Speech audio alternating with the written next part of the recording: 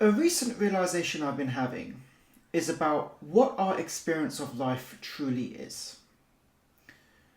We come with a set of beliefs, a baggage of emotions, and we tend to perceive our world through those lenses, through those filters. So, in a way, we are emotional prisoners because the quality of our life is determined by these filters. The experience that we have of our life is determined by the filters, by how we process life. And the truth of the matter is that there only ever is what there is. There's nothing more. When an event occurs, something happens, big or small, doesn't matter. It's what it is. It's nothing more. If we can experience that occurrence for what it truly is, as an honest expression of something, then we can latch onto that and just say it's what it is. But from my understanding, very, very few people, including myself, can do that. So one of the realizations I'm having is, how do you do that? What is really going on? And when we witness something, when we experience something, it's through the perception, through our own perception, which is determined by our past experiences, the thoughts we're having, how we're feeling, what state we're in. This is what's going on. So it's like going to the cinema, watching a film. And the film is being projected. You have the reel where the tape of the film is, and it's being projected onto a screen. The truth of the matter that I'm coming to realize is that we are that reel. Each one of us is the actual reel. We are the experience itself. That's the truth.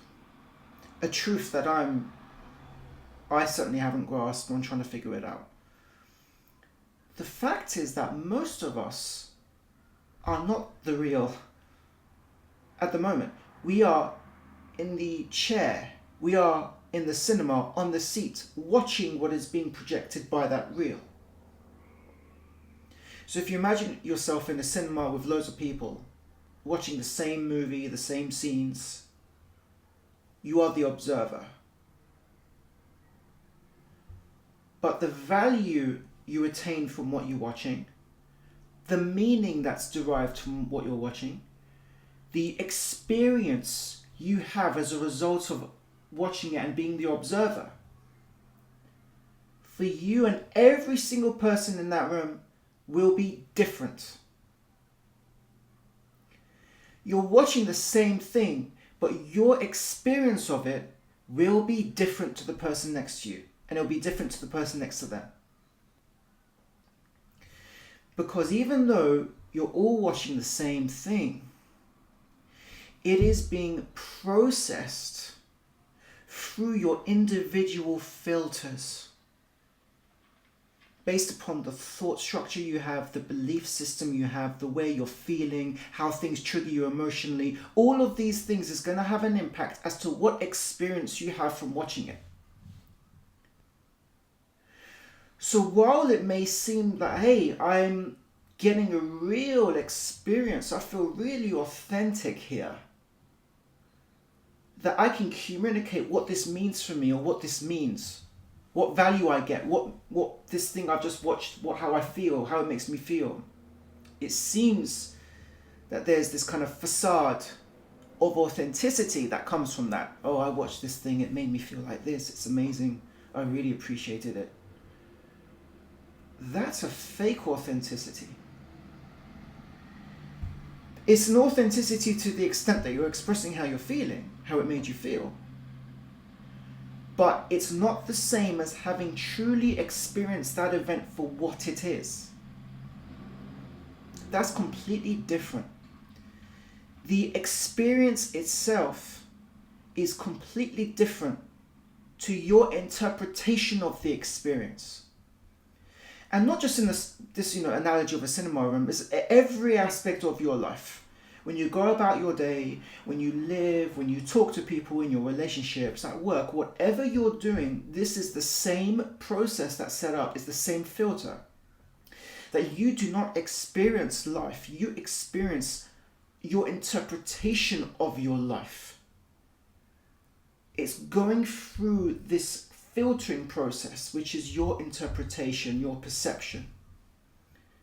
So the perception is separate from the reality.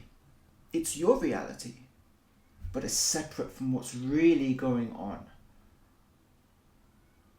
So it's challenging because we're human beings. We can't just remove our thoughts. We can't surgically remove the emotional center of our brain. We human beings, we think, we have thoughts.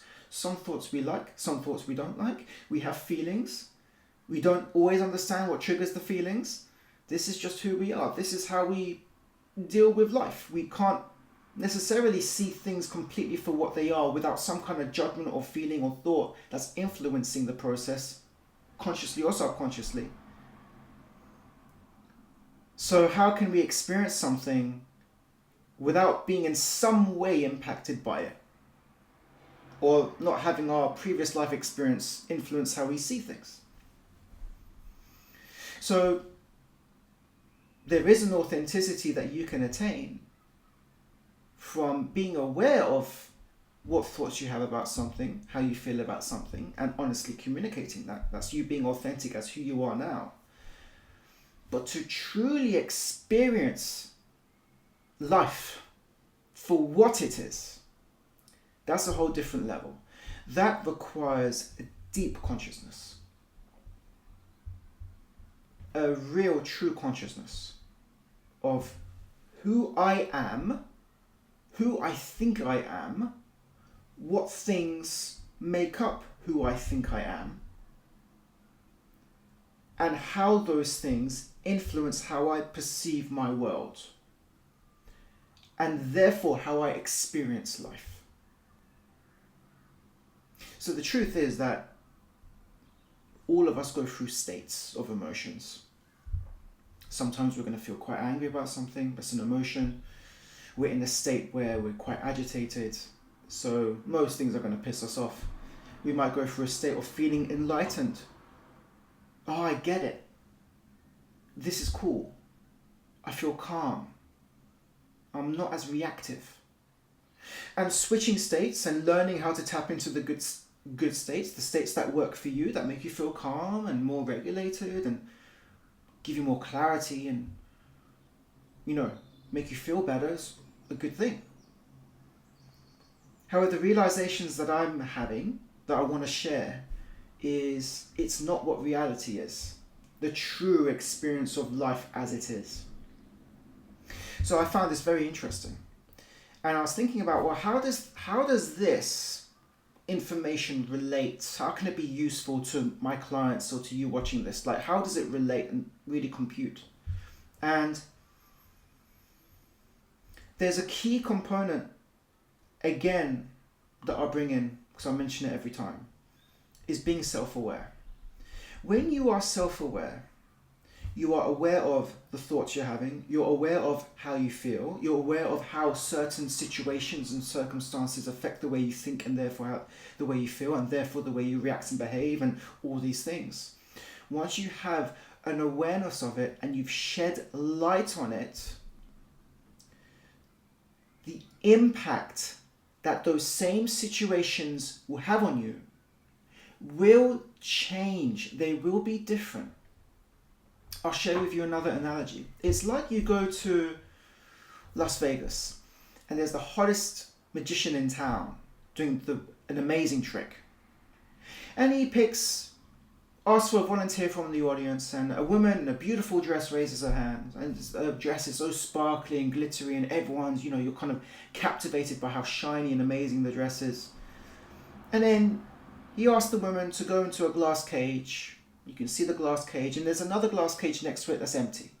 So she goes into one glass cage, and then he draws the curtain over it. He does like a magical wave, and then he removes the curtain to find that she's not in that cage anymore. But she magically appears in the other cage. And you're like, wow, that's amazing. And you're watching it live. You can't believe your eyes. It's profound. You find it amazing. You find it incredible.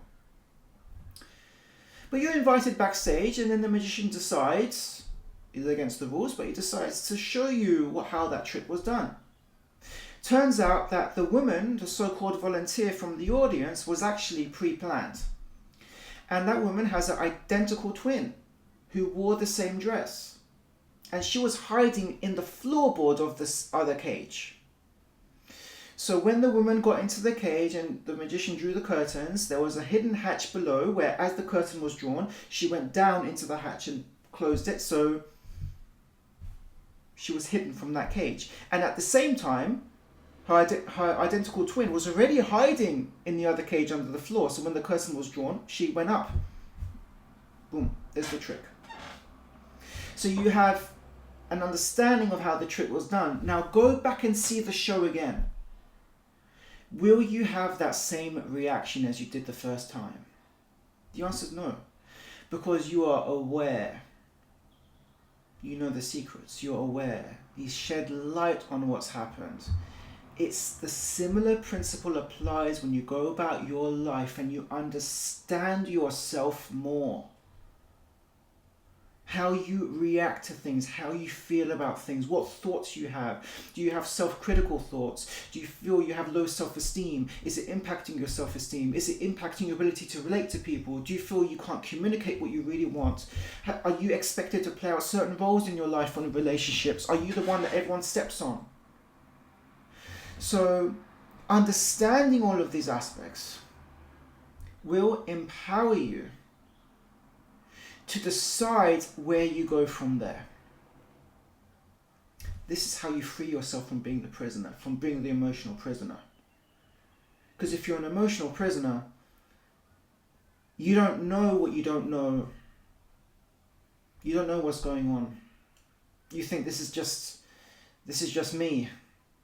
This is who I am.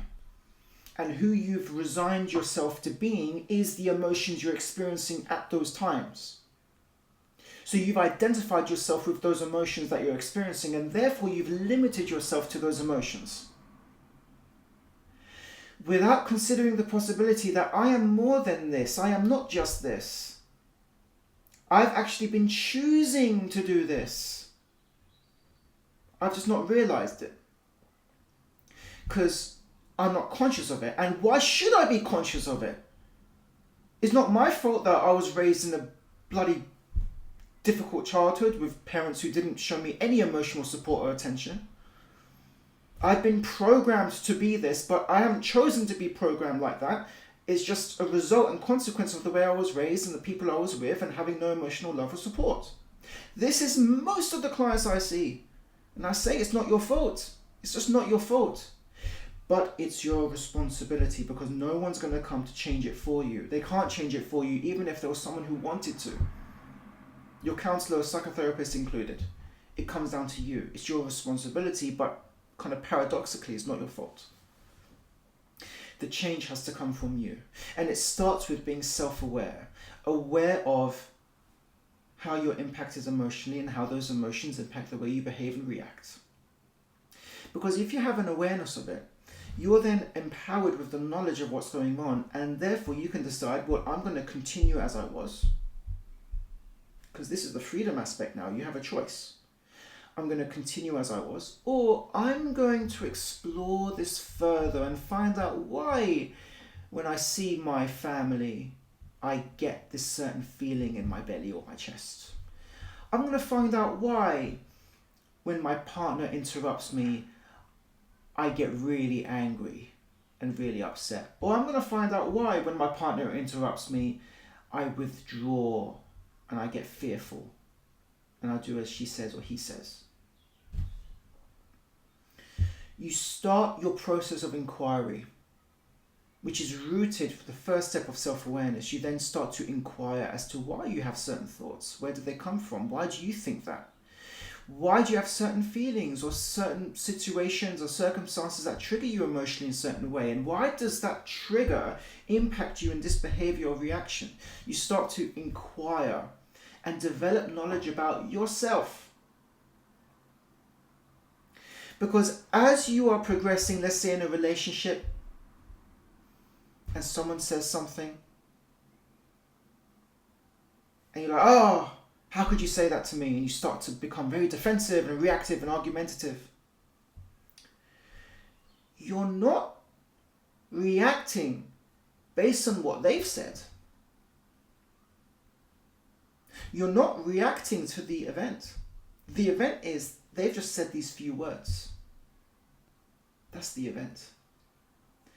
But if you get angry at what they said, defensive, and you, that is not reacting to the event. It's reacting to your interpretation of what was said by that person. So actually, what you're reacting to is you. What's going on within you. Because if someone else was to come along and hear those same words, they'd probably have a different reaction. So ask yourself, am I really reacting to the event? Or am I reacting to how I feel or perceive or interpret the event? And if I'm reacting to how I interpret the event, then what is the event? What's missing? And this is the pathway towards essentially being fully conscious, which is living in the reality and seeing it for what it is. But you can only see something for what it is if you understand yourself fully. If you understand what thoughts or feelings you have that get in the way of that, what filters you have that get in the way of that. So a good example is if you have really self-critical thoughts, you really put yourself down, you're really hard on yourself. It doesn't matter what I say or anyone says to you, as positive as it might be, I might just say the nicest things to you, you're not going to want to pay attention. Because that, I call it filter, those thoughts you have about yourself that you're not good enough, they're not going to pay attention to what I'm saying. They're going to be like, this guy's lying. Don't even process it. Ignore it. Reject it.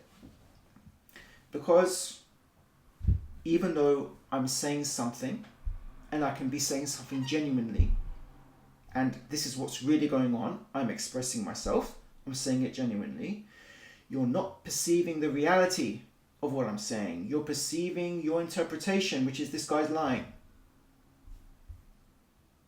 Even though the person's not lying. So you distort your reality through these filters. But you don't know you are.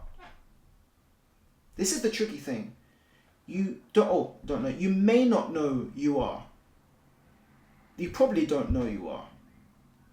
Which is where self-awareness comes in.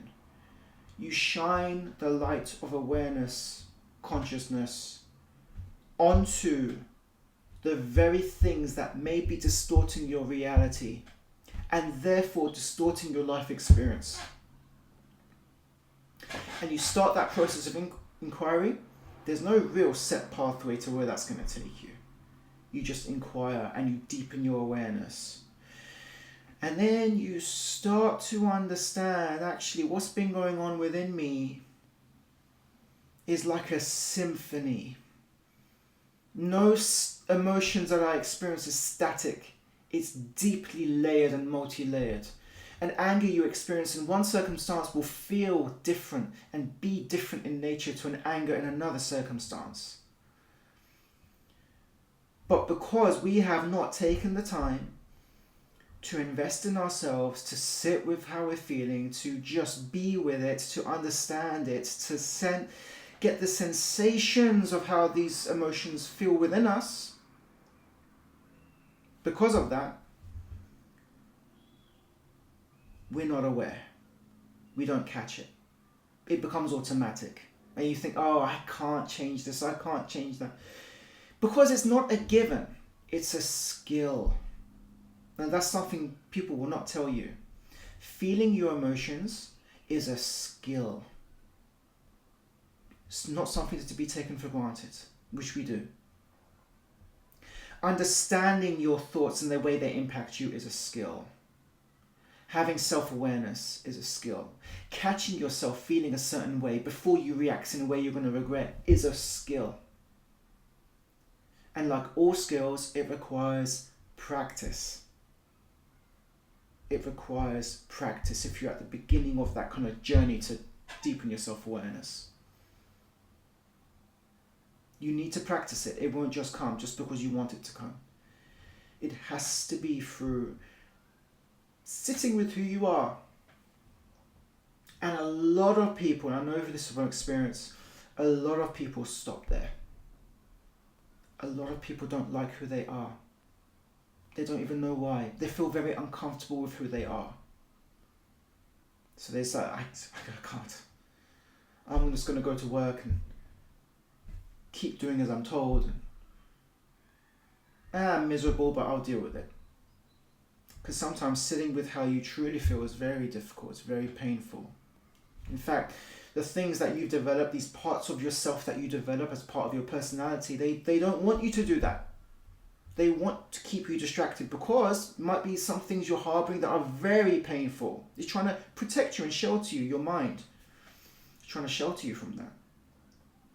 But if it's sheltering you and things are hidden from you, you cannot be fully self-aware or conscious of those things. And so if there's things in particular that are traumatic in nature, that are particularly painful, then I'd advise you do this in the presence of a professional like a counsellor in therapy to keep you safe. But the point is that by understanding who you are fully, without judgment, you've had enough judgment already. Without judgment, you develop the self-awareness. You can start to put yourself in a position where you can choose how you react and respond to anything, whether you're in a relationship, whether you're walking down the street, whatever it is. And therefore you can choose to be happy, regardless of what's happening. It's possible, but it's in your hands. And most of us think happiness is something to attain. I'm not happy, but I will be happy when. I will be happy if. When I get this or achieve this, I will be happy. So you've already resigned yourself to not being happy now. So you've just confessed that I'm forcing myself to be miserable. Because this happiness is attached to a particular circumstance, a particular achievement, whatever it might be. Okay?